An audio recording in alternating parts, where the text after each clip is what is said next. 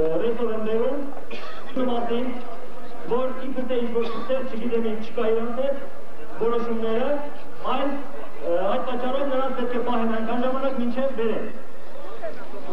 Դատախազության առաջ ժողովուրդը հավաքված 3 հոգի Հայոց համազգային շարժման կոմիտեին Դավիթ Շահնազարյանը, Արշակ Սադրյանը և Ալբերտ Բաղդասարյանը մտան Նազարյանի մոտ 10 րոպե տևող բանակցությունները ոչ մի արդյունք չտվին, նա ասեց, որ քանի դեռ չեն եկել Մոսկվայից այդ թղթերը, ազատ արձակվել տղաները չեն կարող։ Դրանից հետո ժողովուրդը այնտեղ ավելի շատացավ, ի վերջո մատրատարանից հստակ կարելի է Սամվել Արտիլերյան եկավ, այդ ընթացքում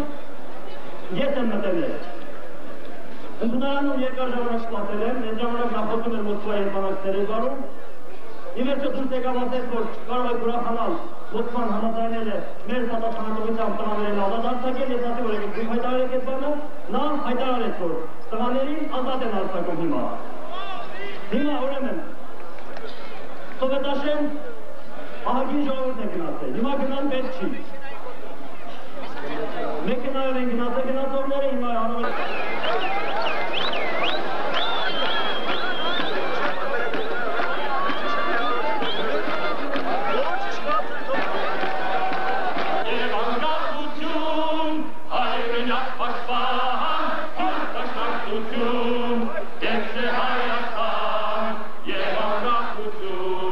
Հայ